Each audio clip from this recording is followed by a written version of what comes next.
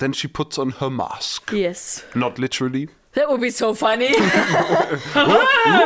Wait, what? You don't wear mask in Spring Court anymore? I liked it so much. I'm top of the fashion now. You're listening to Getting Fae'd. We, Meike, Lea, and Lukas are reading A Court of Wings and Ruin for the very first time, and today we're covering the prologue and chapter 1. Get Fae'd with us! Woo! Guys, new book. New book, new me. I am Thomas. Hi, Thomas. Hello, Thomas. How are you today? Because I'm a train engine. I'm actually not Thomas. I am Lukas. But what I can confidently say is hyped. Hyped. Hype, hype, hype. Are you hyped? Yes. Are you ready for ACOWAR? Let's So go. ready. The ACOWAR is is starting. So let's not talk about any of the words inside of the book, but let's talk about the cover. Yes. The words on the book. A Court of Wings and Ruin. We already did a live cover reaction over on our Instagram and TikTok at Getting Fae'd Pod. Check it out. So this is only the second time we see the cover. I mean, maybe the third because we have actually read the chapters, so I have looked at this book a lot. It is very pretty. It's pretty. It it has is a nice really color. pretty. Yeah. It is a mixture of pink and yellow lettering. And it feels good. You know, I had this feeling when we picked up ACOWAR for the first time, and I just saw it and I was like, oh yeah, we're in for a ride. And we were. New books just feel good. Yeah. But there is not an animal anymore on the cover. No. Instead, there's a dagger stabbing some stuff.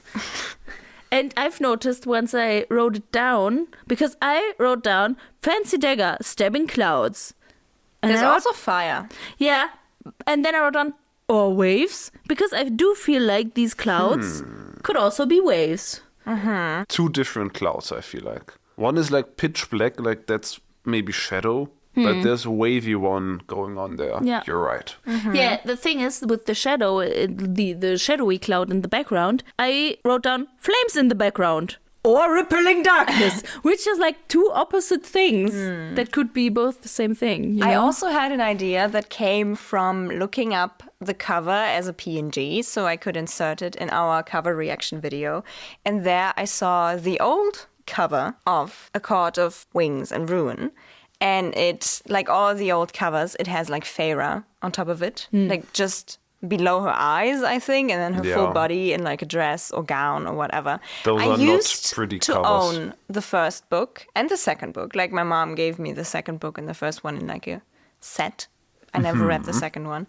And they both had Feyre on it.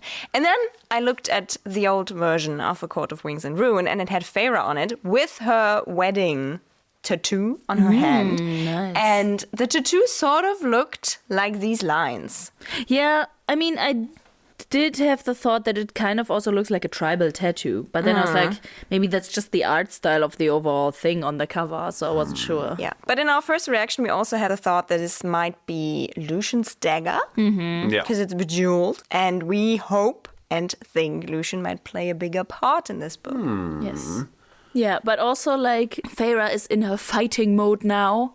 And with this realization that these things could also be like two opposite things, like it could be flames or it could be darkness and it could be a cloud or it could be waves, that it's like her elemental powers coming together with her fighting prowess. Also like her connection to the cauldron. Like always opposites, light and darkness, water and fire. She's like the cauldron. She's Yeah. part of it now because of whatever reason.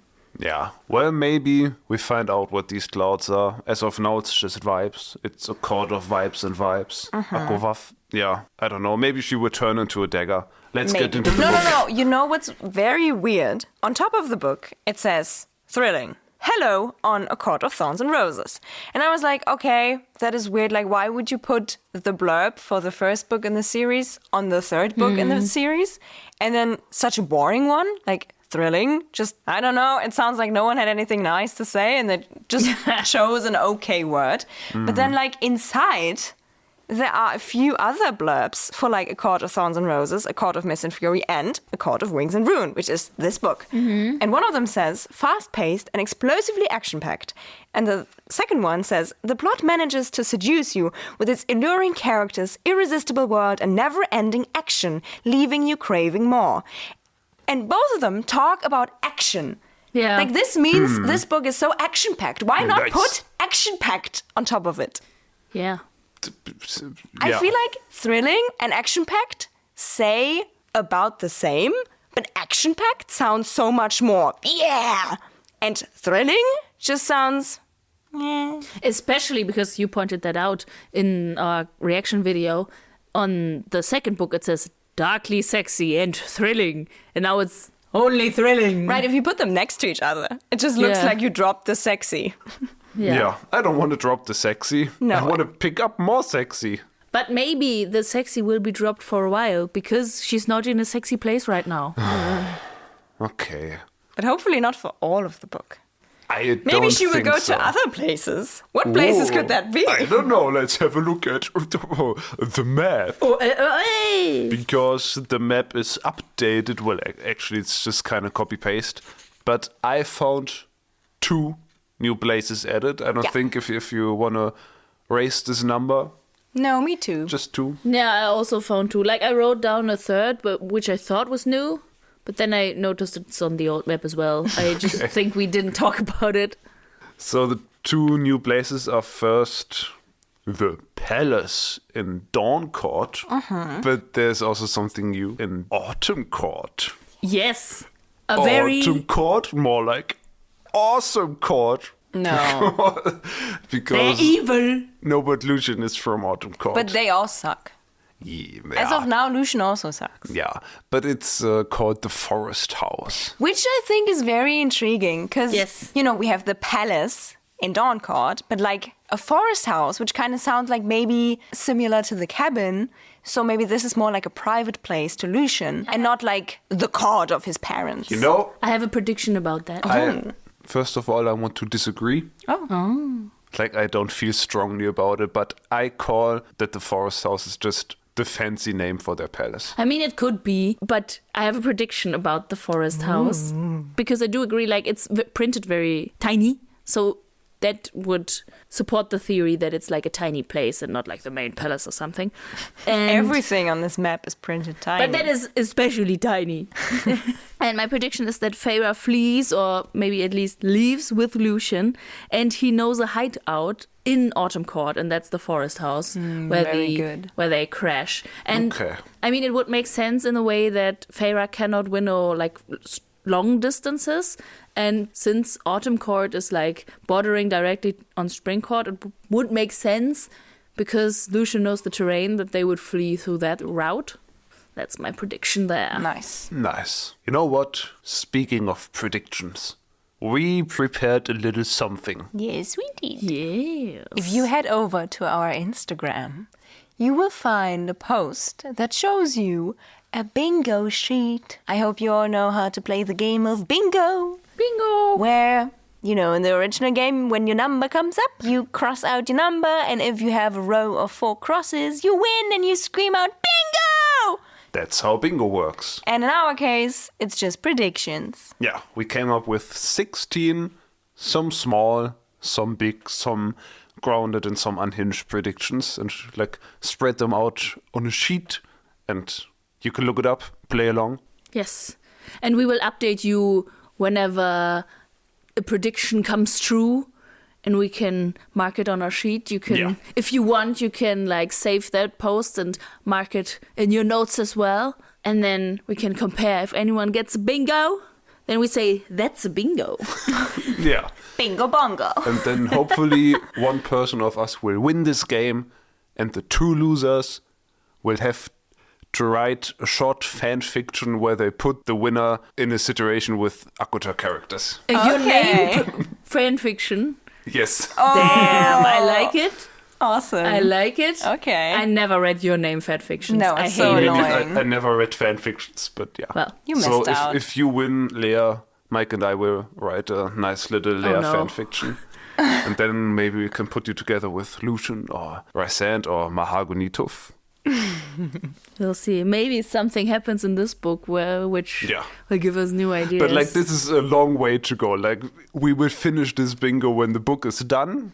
Well, we might finish it in chapter 6 if That's all of true. our predictions come true in chapter 6. That's true. I'm sorry.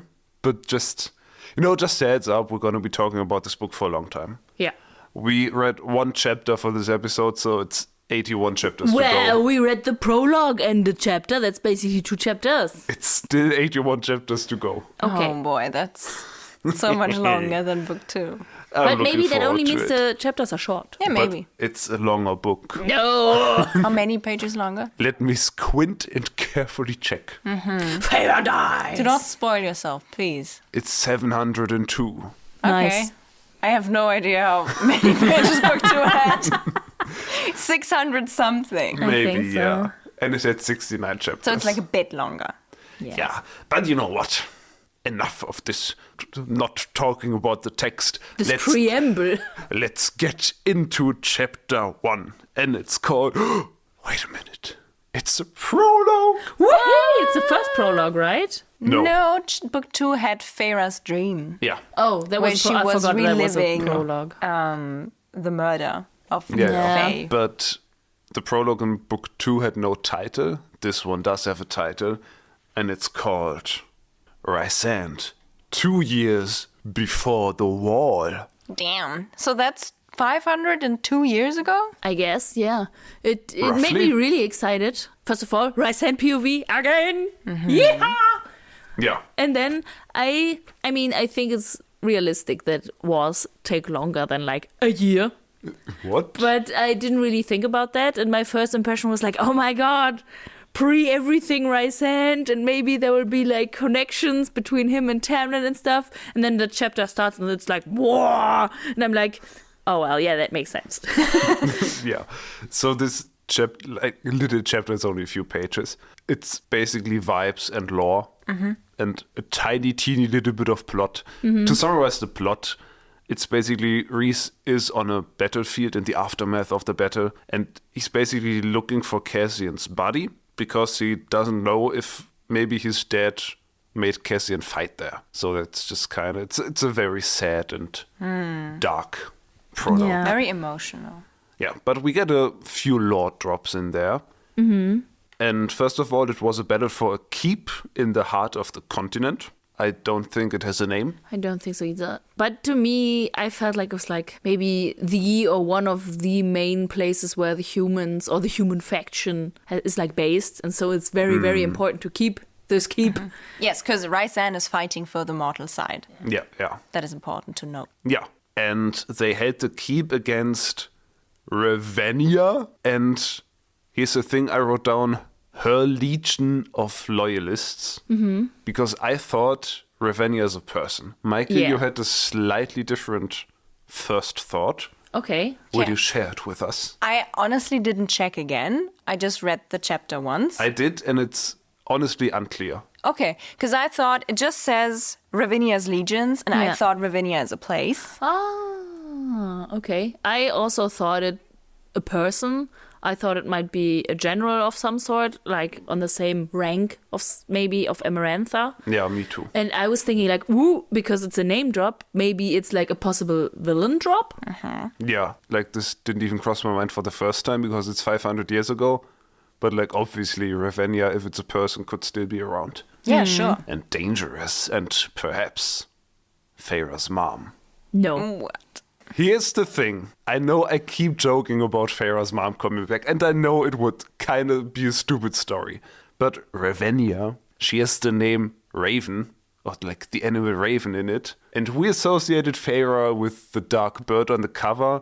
The book, like the mad book, the spell book, called her Princess of Carrion, which is often associated with dark birds and crows and such. I hate that you're making sense. I'm not saying it's her mom who supposedly died, but maybe it's just a connection. I think because I don't know. I just feel like Ravennia for me more sounds like a place than a person. Maybe this is just because of my first association. But maybe then that could be also like a place for Feyre, like a connection. Like not that she's from there, but that she like fits there or has to ally with them. Maybe something like that. But I don't know. do think it's interesting that that name does fit for a person and a place. Like I feel like Ravennia, that sounds like a very powerful, mighty woman. But Ravennia also sounds like a kingdom of sorts. Yeah. For me, it sounds like a region. Yeah, a region. Maybe the Yeah. Ravennia Bay, the Ravennia Mountains. Yeah, like a territory. The Ravennia Ravine. Oh, that's good. That's good. I like it. I like it. But yeah, that name or place name is just dropped. And by the way, it's the Loyalists with a capital L. So they are a thing. And a bad thing at that, because Rysand and his guys learn very early on that they do not regard the ancient roots and rites of battle. They are savages. What do you think they are loyal to? Just like Fae origin? Or like the King of Hybern? To me, it was like the courts that want to keep their slaves. Yeah. So the slaves are rebelling, and so obviously they're not loyal. And some courts do take their side, so they are also not loyal anymore. But now I was wondering, okay, maybe there are loyalists among the mortals, which would be weird. I don't think so. Yeah, I also wouldn't like that. Yeah, I'm fighting to stay a slave. I love working. they're just Dobby, is it you? yeah, they're the house elves of people. Yeah. Or maybe it's just loyal to the King of Hybern, or maybe loyal to the Confederation. Yeah.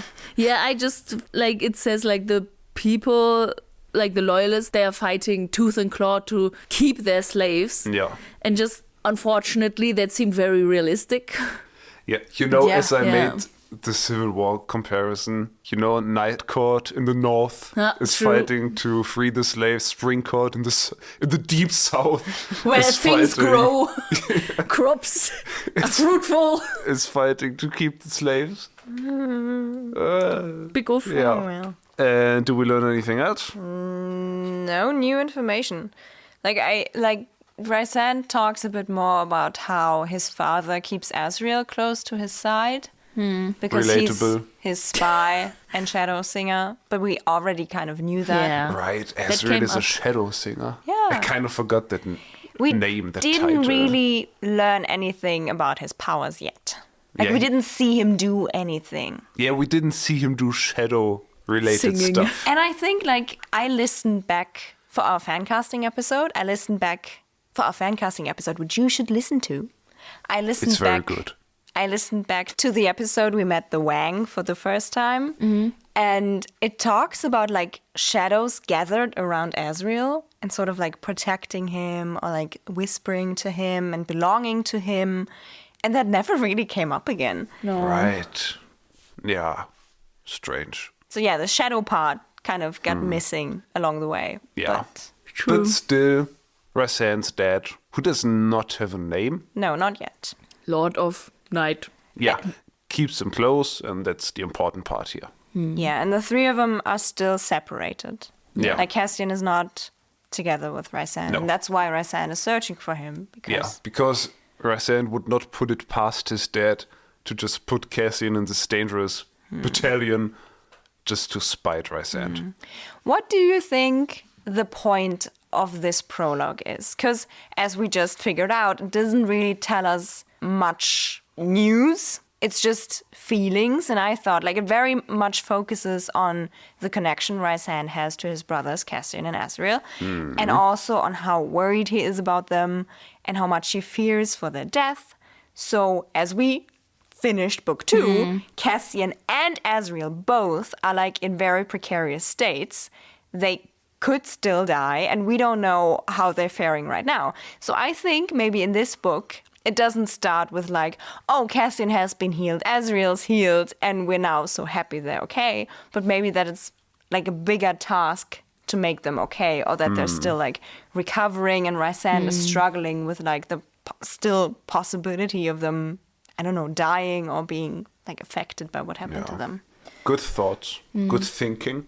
I think the chapter also shows us that like he would do anything for his brothers, because he's like searching the whole battlefield that stretches toward the horizon.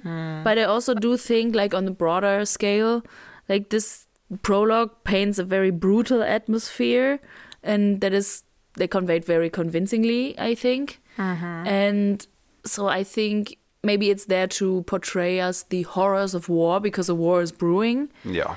And it's like the conflict of, like, do we still try to be diplomatic and maybe try to concede some things just to avoid a horrible, horrible war that will wreck the world, maybe?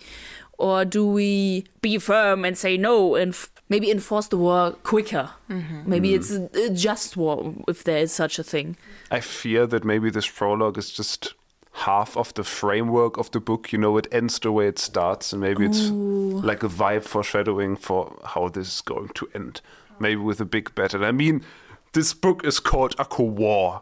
Yeah, I don't think that's a coincidence. Yeah, that must be on purpose. We just have to wait and see. So now, let's get into chapter 1. And it starts with part 1, Princess of Carrion. Okay, do you have any thoughts about the whole Princess of Carrion thing? Yes. Because I don't think we talked about it that much when it came up for, like, the first time.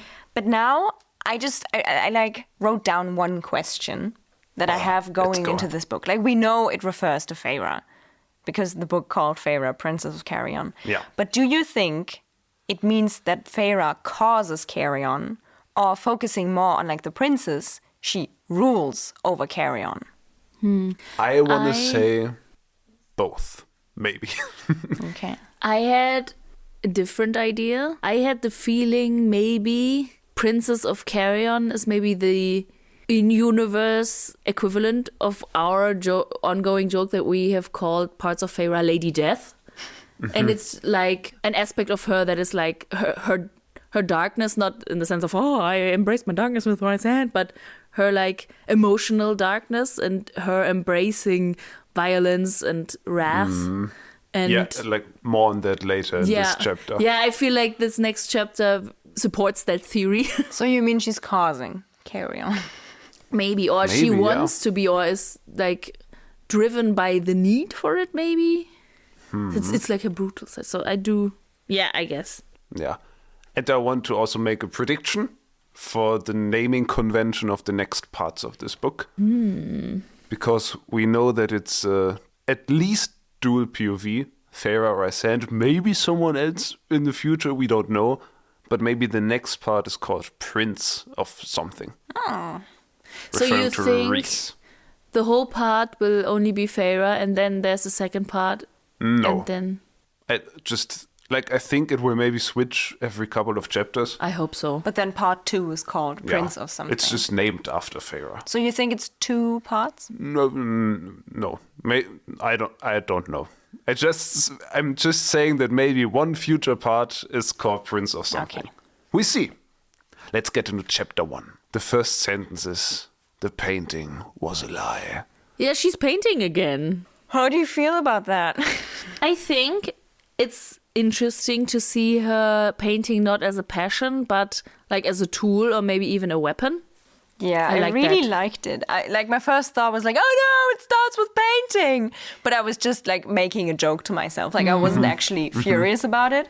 And I really like that she uses painting as also kind of a way to recap what happened in book 2. Because I often think in the beginning of a new book, you have this sort of awkward recap moment where you just, for everyone who hasn't read the book in like a year or 2, or maybe 10 years, just, remind them of what happened. And since we just finished book 2, I always hate when recaps are boring and just tell me what I already read.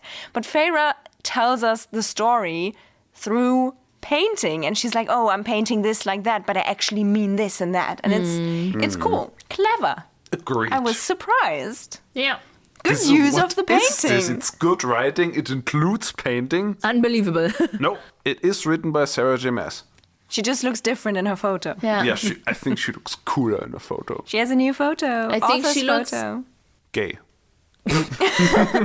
I think she looks a little bit dapper and younger than the picture before, which I found interesting. maybe. Yeah. She looks British Yeah. in a way. Yeah. Yeah. She's not, right? No, she's not. Well, Feyre paints or pretends to paint a study of the garden in Tamlin's manor, which is boring, but to paint a picture of how she actually feels, I like to read the quote from the book. If I'd painted this glimpse into the court the way my gut had urged me, it would have been flesh-shredding thorns, flowers that choked off the sunlight for any plant smaller than them, and rolling hills stained red. Wild. I do not think that she's happy in Spring Court. No. What? What makes you say that? Well, the quote in the book that makes... No. All of them. But Feyre just being intense, sad, and very violent. Yeah, she's For a whole very chapter. violent. But also, like, she says, like, oh, this incessant, unrelenting spring. It's like, I've never heard anyone describe spring that way before. It is a teensy tiny bit funny. Like, I don't like the situation Feyre is in, but I like the story. It, opens up.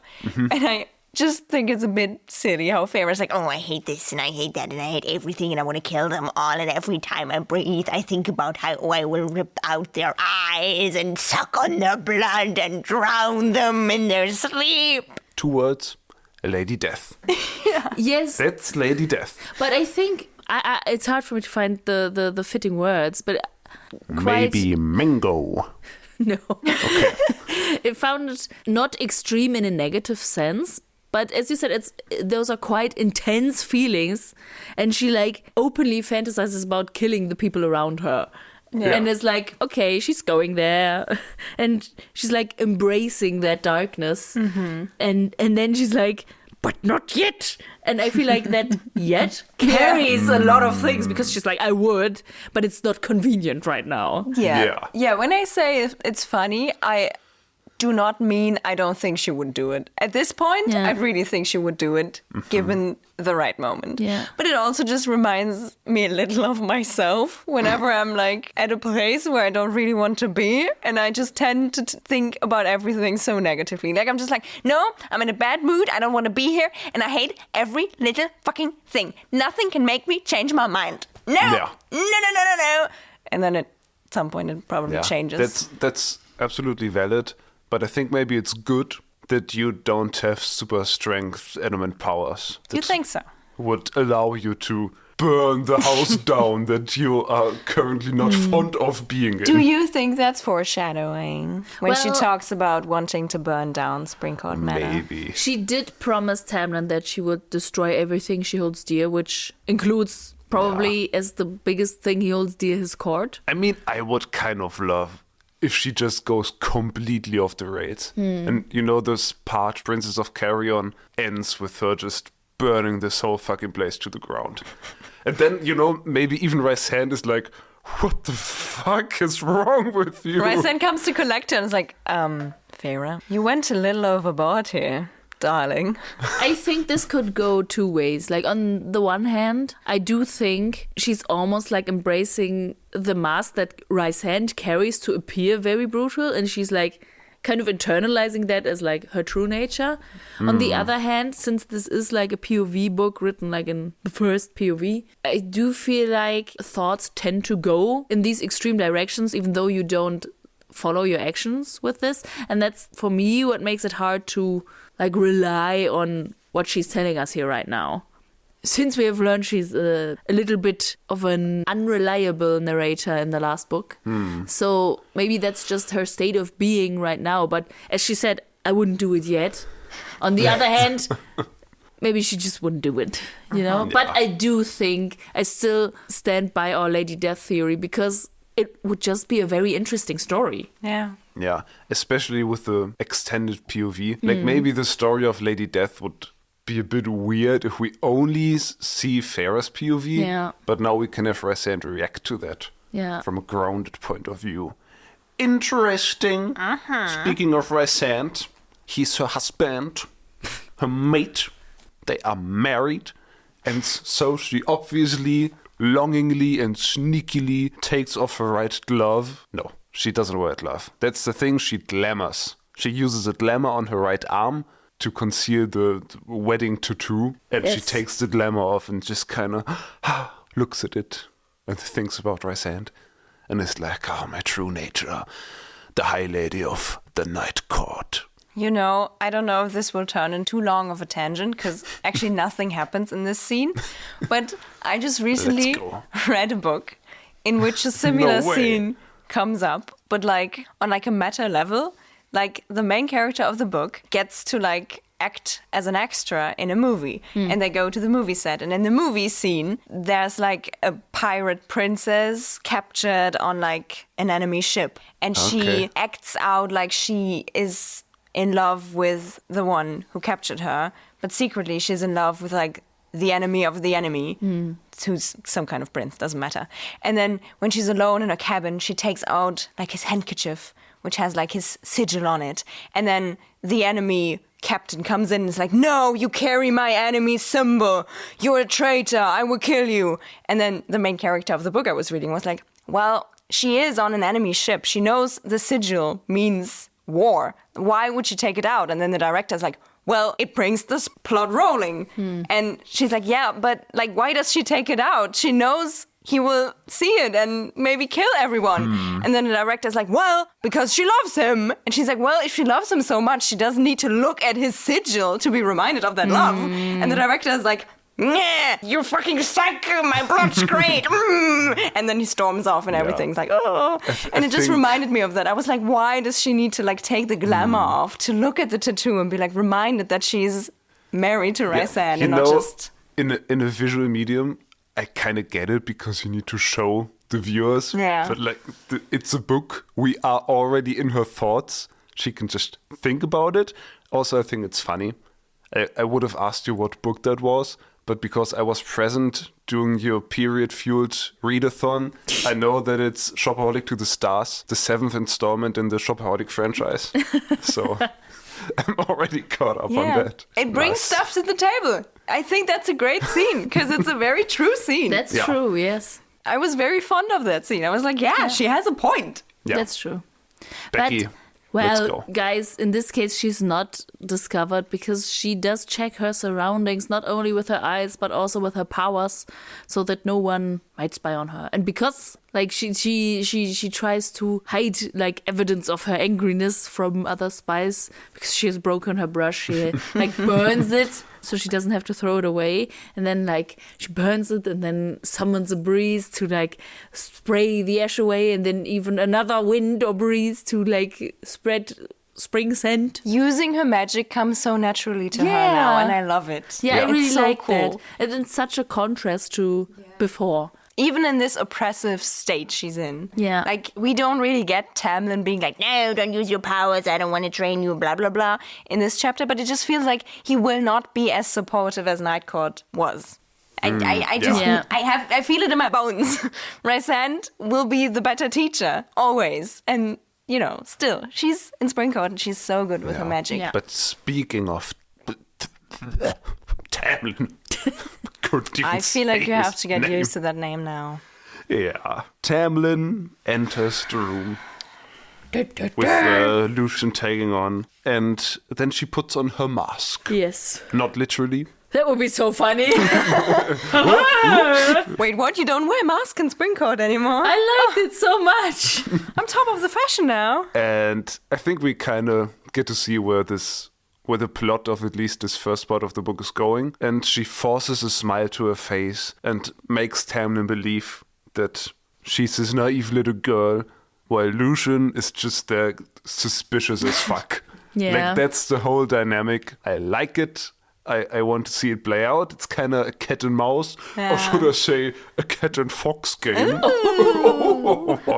And I think it's a good plot. I'm looking forward to reading it. Yeah, same. I really liked reading how she has embraced and is excelling at her spy work, like the way she describes, like, and I'm holding my body like this to convey this and that, and to be like this demure girl I used to be, even though I don't like it, but I have to let the smile even reach my eyes because otherwise he will notice and stuff. And I really liked this attention to detail, and not just, I smiled at him to seem like I'm happy about it or something. Yeah. It also shows how great her ability to reflect on herself is now, because she used to be what she plays to be now. So she really has to think about the way she was to play that part. Yeah. And I don't think that's easy. No. Yeah. Good job, Feyre. Nice. Good job. I also kind of liked how it artfully paraphrased how she's like summoning a mask of trauma to like keep Tamlin from sleeping with her, or at least to get Tamlin to accept her no. And then I was like, okay, I was like thinking about, okay, what might Tamlin apologists say? Because maybe he even would like accept her no, but he would be suspicious. And so she has to say like, I'm traumatized. But it's still kind of dark. But I think she's describing as like, yeah, and I even let a shadow reach my eyes that I use as a weapon to ward him off at night. It's just very icky. No good situation. Yeah. I'm intrigued to find out how Tamlin will grow, or maybe not grow, in this book. I'm sort of excited for his journey, maybe. You know, I felt myself really tense when he entered the room. Yeah. I felt so connected to Feyre in that moment. It surprised me. But like when she said, and Tamlin enters, I was like, okay, here we go. Here we go. This is Tamlin, and we're in his house, in his court, and it's just us. Let's go. Yeah. I was surprised that worked on me. Yeah, it's a promising start for the book. And it's not even that I'm like afraid for Feyre in company of Tamlin. Like I don't think he will just take her and sleep with her or be like mean to her. It's just she doesn't want to be with him, and being in this situation is so weird for her, and it must also be weird for him. But like, Yeah. I like it, but it makes me... It's a positive ick. yeah. Yeah. A positive. Yeah. But what does Tamlin want? What does Tamlin want, you ask? Well, Tamlin reveals that Ianthe will come this afternoon to quote-unquote explain. I was kind of shocked that she was still allowed at court. Yeah. Like, the end of book 2 read to me like he was like, I have a bad word to talk with Ianthe. She betrayed us. I have to throw her out. On the other hand, it would be quite sad if that scene had happened off page and she was just gone. So Yeah, maybe. I guess that's kind of the compromise we have to Now go. we will get to see Tamlin putting his finger down and Yeah. throwing this bitch out of the house. I'm looking so forward to it, you fucking asshole, Tamlin. But, I mean, we can already see the way that's going because he's like, yeah, she's here to explain her reasons. And, sure, explain away your reasons, bitch. Hello, this is future Lea coming to you with a little disclaimer. So in the next few minutes, we will be discussing topics of sexual assault and rape. So if you do not feel comfortable with these topics, please take care of yourself and skip the next 2.5 minutes. Oh, I just remembered something that I found a bit disturbing. Like, speaking of the tension and the ick, what I found really weird is Feyre at some point mentions that she sort of tries to like tell Lucian that Night Court has different ways of being evil and that they probably won't like hurt Elaine or like sexually abuse her, so she will still be valuable to Lucian, blah, blah, blah. But then she like implies that she was raped by Rysand. And I just cannot wrap my mind around why she would bring these thoughts. Like, Tamlin is not like, has Rysand raped you, yes or no? Feyre on her own is like, well, sometimes I imply that I don't know what they did and that I feel like they make me forget. Like, why? And then she's offended that they would believe Rysand would rape her. And I'm like, girl, why would you tell them your husband raped you? Like, I don't know. I think that's the thing where she's like, oh, I'm traumatized. I don't want to sleep with you yet because he probably did these things to me. I was like, okay, sure. But I was also wondering about this later thing where she's like, that they believed it. How dare they? I was like, okay, girl, calm down. Do you remember, like, under the mountain, it's not that far of a stretch what he did there to then believe that he might rape someone. I guess maybe it really is like this valuable thing. Like, Morrigan lost value when she slept with Cassian. So maybe Feyre is trying to use it as like making herself use value in like that regard. But I don't know, she's still living with Tamlin and he seems to be like fine with her being his again, I guess. So I don't know, I just don't understand the need to put like Rysand and rape together. Like, this is not a connotation I want for him. Like, I know he didn't do it, but I don't like Feyre talking about her husband Rysand raping her. Like, I don't know. Yeah. To make up that lie, just, I don't know.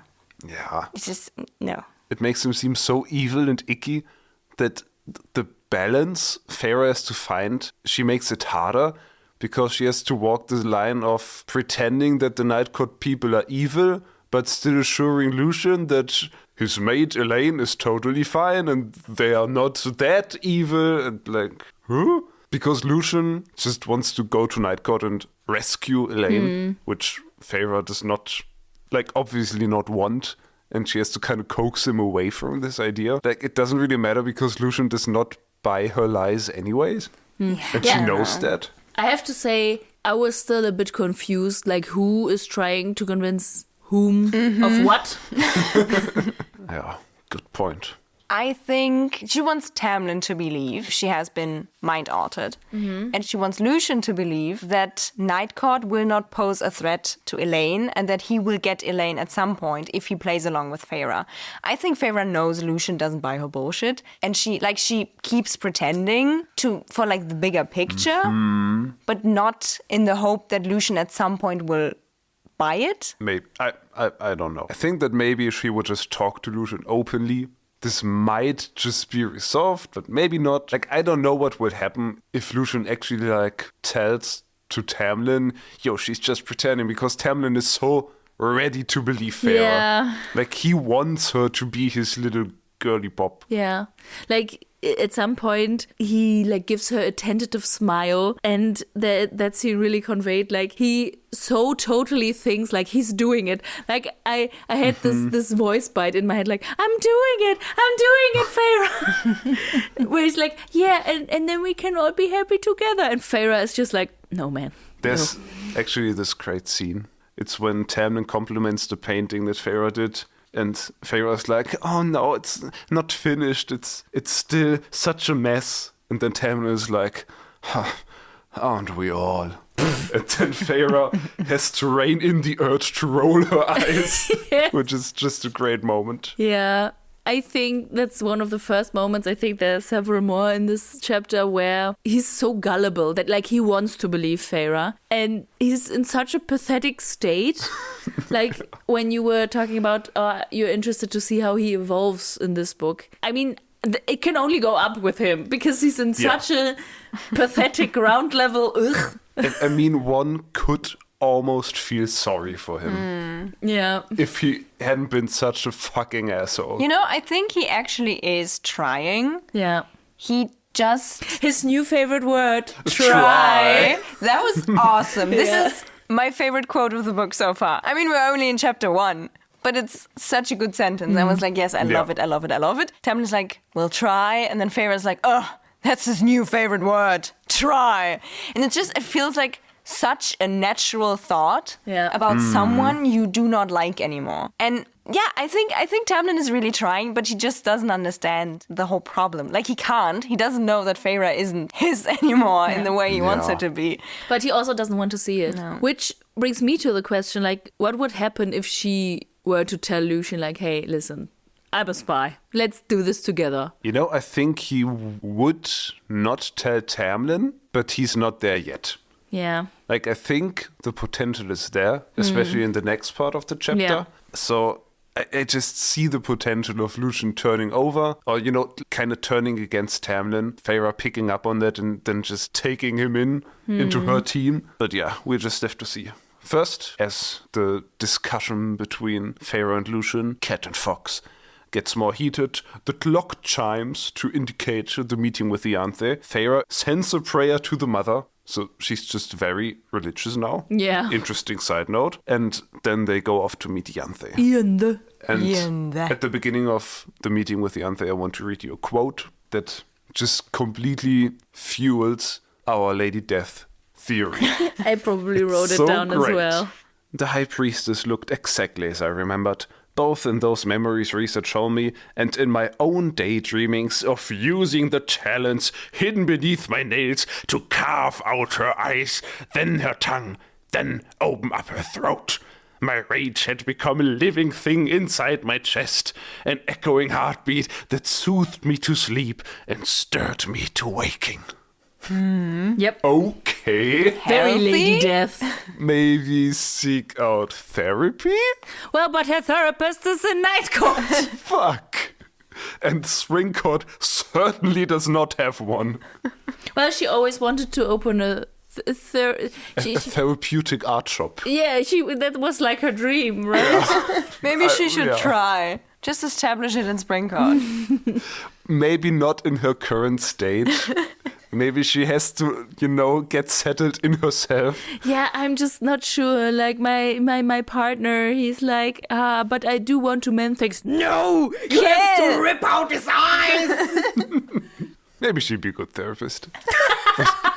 Well, Ianthe basically just plays humble and innocent and just lies her ass off. This bitch. Yeah. I hate her. She's basically like, oh, I'm so sorry. I had the best intentions. I don't even expect you to forgive me, but maybe we can work it out. Set aside our differences and work together. Blah. For a greater future for us all. Blah. And literally, the only person in the room to actually buy her bullshit is Tamlin. And unfortunately, he's the one in charge. I made for myself like an answer why Tamlin is so quick to forgive Ianthe. It might be like too deep, but I tried to analyze Tamlin's character. And I think in this moment he relates to Ianthe because she did something unforgivable and he so wants to be forgiven. And if he can forgive Ianthe for being so bad to Feyre, then maybe Feyre at some point can forgive him and he can be happy again. That's good. I really like Meike, that reading. I've heard that there's an open position for a therapist in Springcourt. Would you like to apply? Sure, I have every credential I need. I really like it. I only read it as, he's so gullible. I guess it's just the starting point so he can move to somewhere. Yeah. Yeah, but I but like it your makes so much analysis, yeah. sense. We just should read it that way. Yeah. Yeah, I really, for this book, I think my mission kind of is to, not forgive Tamlin and, become one of the Tamlin apologizers, because, no. Sorry, no. But I want to, try to look at Tamlin as an interesting character. And a character that I can Just meet. understand. Yeah, maybe. You don't need to relate to him, but you can understand him. And might even enjoy reading. Yes, I want to enjoy Tamlin a Scenes, bit more, yeah. I think. Yeah, but I do also like that Lucian just also does not take any shit from this woman as well. And this is where I think a possible Fox Kitty alliance might come into play. Yeah. Because they both think, what the fuck is wrong with you, Tamlin? Why do you trust her? And I think we get the first glimpses of Lucian going against Tamlin's wishes. Because Lucian makes some, I don't know if they're actually rude, but some remarks.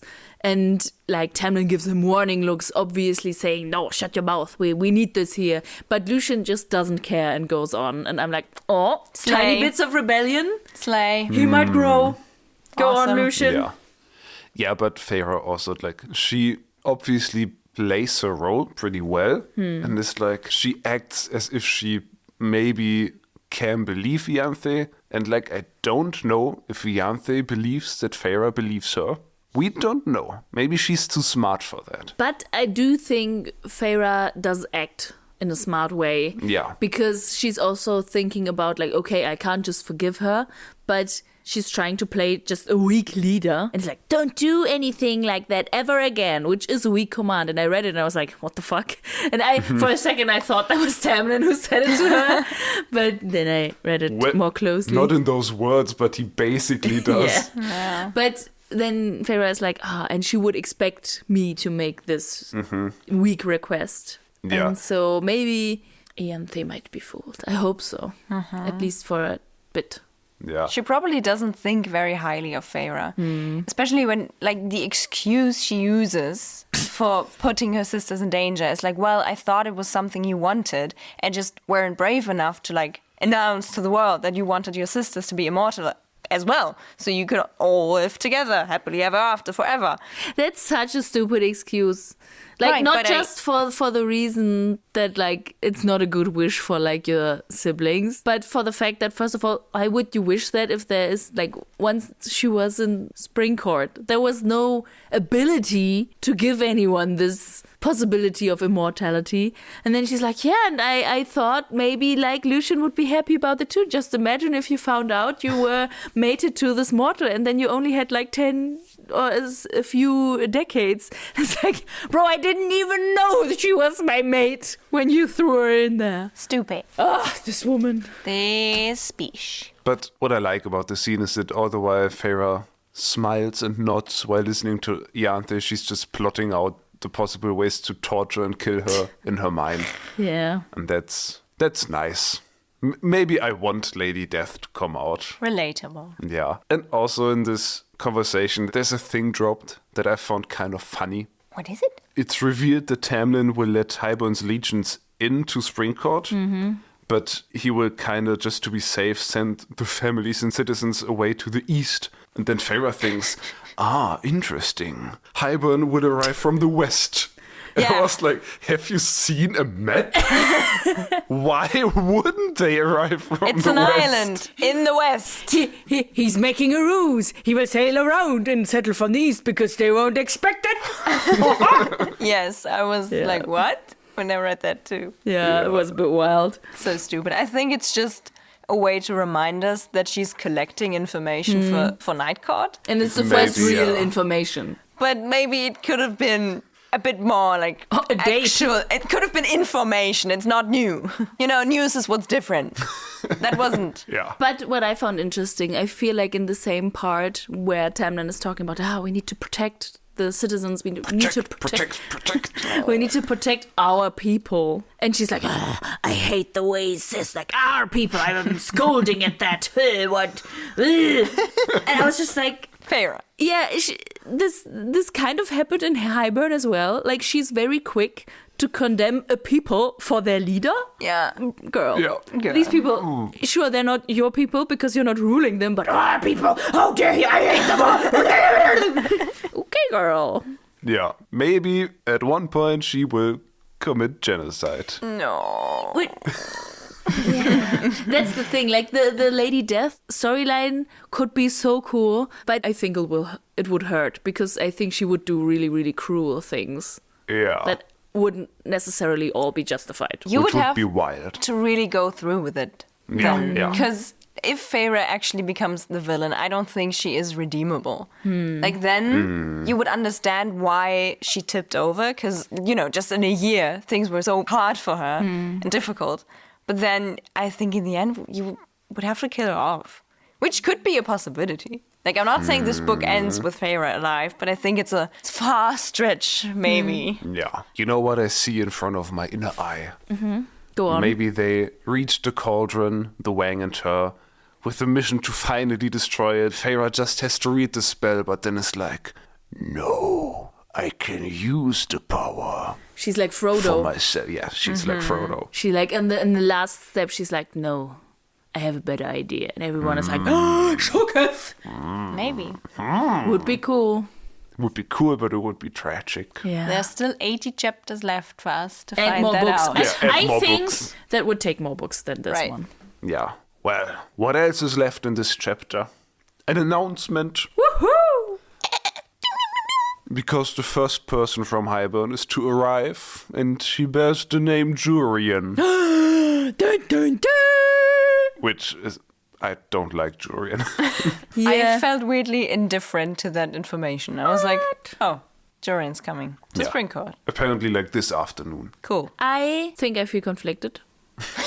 You think? Yeah, I'm not Are you sure. still conflicted about feeling conflicted? Yeah, I'm not sure the way I feel. Like, I do think that's fun, and I think like it's fun in the way that it's dangerous that he's there. I think he is a dangerous person and could be, I don't know, I feel like he has abilities that I don't know yet. That he can see through her lies for some reason. Do you think, since he's working for the King of Hybern primarily, he might just be like, well, Feyre, come on. We both don't like Tamlin. Why don't we work together? Like, actually work together. Maybe.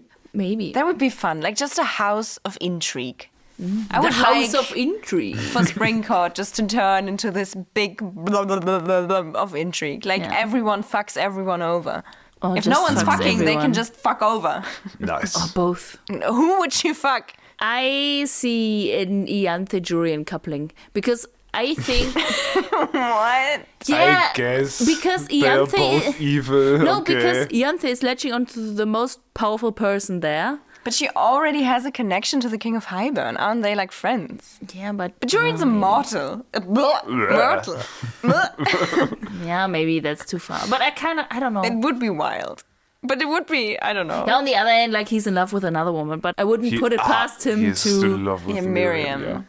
I wouldn't put it past him to be like, haha. But in the meantime, and she's like a seductress. I don't know. Yeah, and that's the thing. Like, I find Jurian very unpredictable because I just don't understand him. But maybe Right. that might change now that he's here. We don't even really know what his role is, Yeah. really. Like, is he sort of a general? I think there to he's- prepare, like, the march? I think Oh. he's the boss of the mortals.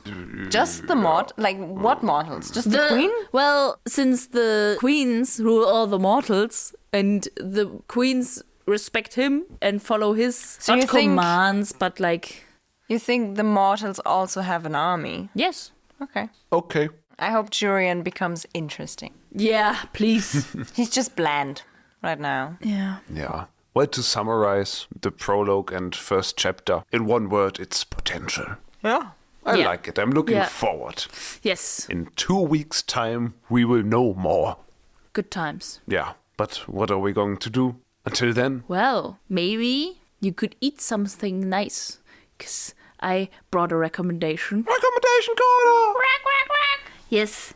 And my recommendation is sulfur salt. Like, I know it is Eisalz, which is literally egg salt. Like, if you put that on avocado, it just tastes like egg. And if you are looking for an alternative for your nice breakfast egg, you could put sulfur salt on an avocado and yum yum. Okay. Or maybe you can do other things with that. That's the only thing I have ever eaten that salt with. Whenever I visit home, my mother usually has it there on the breakfast table, and then I eat it, and I'm like, it's just so great. I have never heard of this salt. Really? I did not expect at the ripe age of almost 26 that there would be a new kind of salt unlocked for me. Well, I don't know if it's like a new kind of salt. Like, it's just salt mixed with sulfur, which I guess. tastes and smells like rotten egg. Yeah, But it doesn't okay. taste, it's okay. rotten. A bit. I don't care. I don't know. New salt just dropped. Amazing. And the one I have is purple. It's fun. That's it. That's it fun. gets better with everything you mentioned about it. Great recommendation. Thanks. Broadened his horizon. Yeah. And maybe some of the horizons of our listeners as well. Nice. For sure.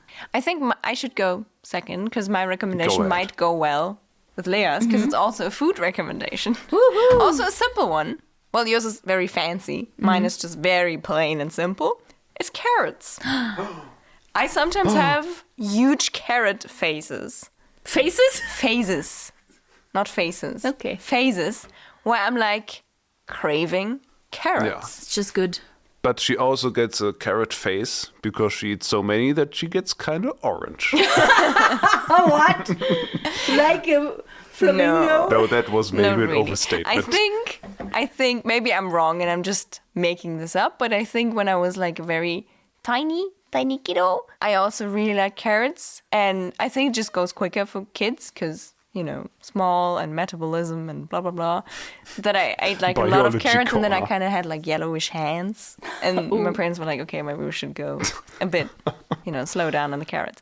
But I love carrots. They're just such a good snack, like plain or like dipped in some yogurt. Yeah, if you eat them fresh and then like I usually eat them very old. no, but I think it's quite usual to have them as like a snack for the day when you're Really? going on a Yes. trip and stuff. Yes. But then when they're in your like box and you take it out, then they kind of get a bit dry and raspy and a bit like gummy. And I'm like, when I take them and they are just peeled and then I eat them, they're so much better. Okay. But when they are just peeled and I eat them, they're just amazing. I also really like carrot juice, which, like, if you can only buy like a big sack of carrots because it's cheaper or like it's more environmental friendly, you can just make carrot juice. You use a lot of carrots, some water, and then you juice it, and it's yummy yum. And bonus rack, this is just 1.5 racks. If you have to store a lot of carrots, you put them in water in a jar and put them in your fridge, and they will still be fresh after like a week or 2. Yeah. I do not agree with that recommendation. All right. I don't like the mouthfeel. It's like there's just too much carrot in my mouth. But like freshly peeled carrots, or like they have been in your backpack for half a day? Both. Because I feel like they have very different mouthfeels. It's just too much for me. But you know what? I disagree, but it's still a good recommendation. I think a lot of people will like this. Mm-hmm. Nice. And what recommendation did you bring, Lukas? Well, unfortunately, it's not food. How dare you? It's more of a concept. It's a media-related concept. Today I was at a cinema and I watched the Billie Eilish concert movie, randomly directed by James Cameron. I don't know how that collaboration happened. Because he did the 3D. He's the 3D guy. Okay. But the thing is, I just went because a friend of mine works at the cinema and got me in for free. Shout out. And I wouldn't have gone because I don't know Billie Eilish. I don't connect to her music, but I still very much enjoyed the concert movie. And my recommendation is to go watch a concert movie of an artist that you know nothing about. And maybe be surprised, be immersed by the experience. Like, I wouldn't say that I will now listen to Billie Eilish just in my day-to-day life, but I really did enjoy like the whole experience in the movie. So that's my recommendation. Good recommendation. Learn something new. Get out of your comfort zone. Good times. And maybe eat carrots with sulfur salt while doing it. Concert movies. Do you like concert movies? Yes. Meike films concert movies sometimes. I'm biased. You're awesome. It's good medium. Woo! Woo! Nice. So, there you have it. These were our recommendations. Tune in 2 weeks for some more recommendations. And also an entire episode of us talking about the next chapters of these books. Heading into ACOWAR properly. I mean, we've already head into it, but it's very set up. And now... Probably some more setup, let's be honest. But that will happen in 2 weeks. And until then, you should maybe head over to your socials and check out at Getting Fae'd Pod on Instagram and TikTok and maybe YouTube if that's your piece of cake. And there you can find some more recommendations, some highlights of this podcast, some animated reels and some memes to just give you a little smile. And the bingo! The bingo! Very important. Yes. You will be able to find that everywhere and then you can play along if you want to. Yeah. And until then, I guess we see you next time when we are Getting Fae'd!